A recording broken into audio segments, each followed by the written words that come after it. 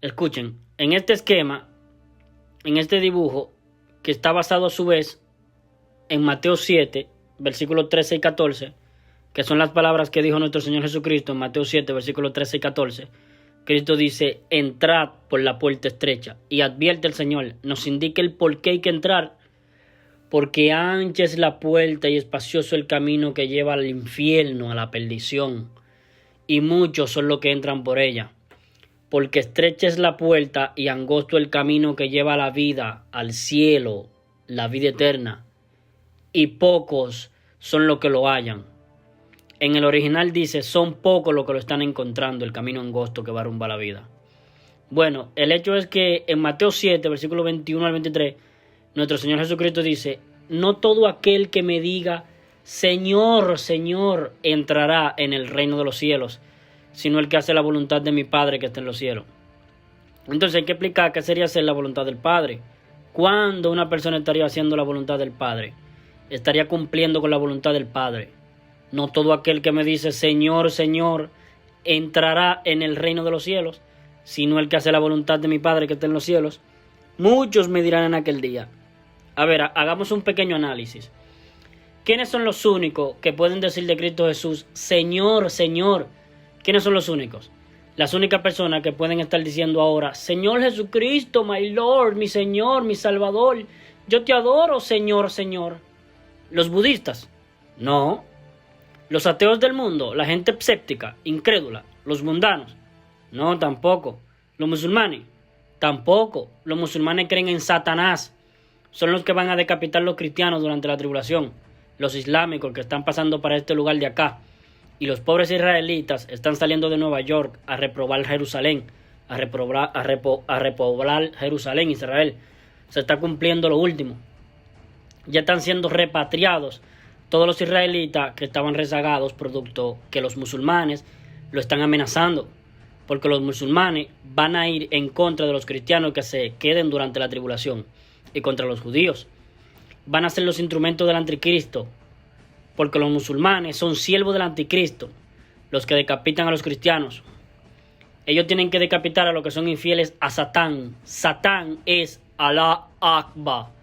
El profeta Mahoma es un ángel caído, diabólico.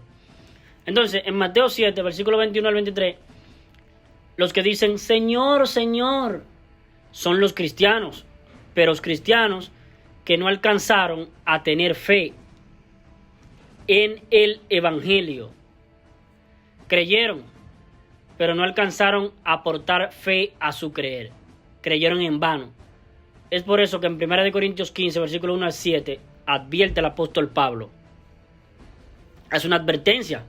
Escribe el apóstol Pablo.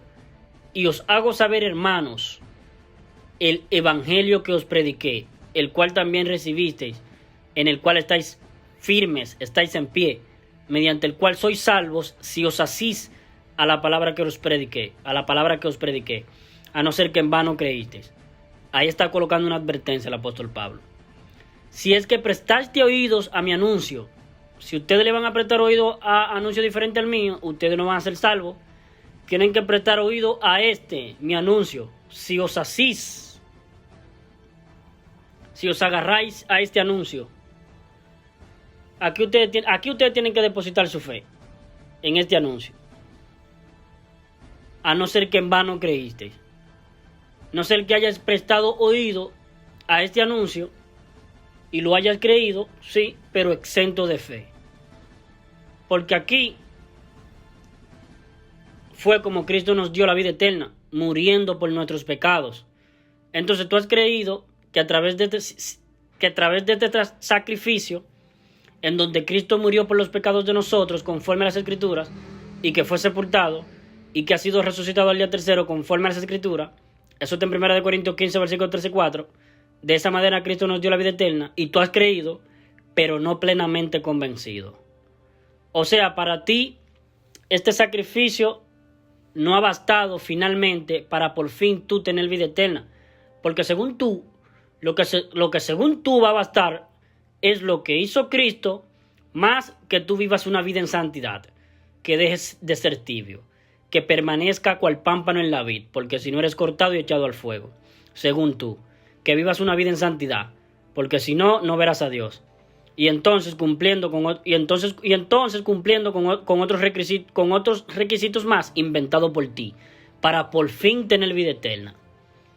Porque todos estos pasajes tan importantes de las Escrituras, Hebreos 12:14, Juan 15, versículos del 1 al 7 y Apocalipsis 3:16, no son requisitos a cumplir para por fin tener vida eterna.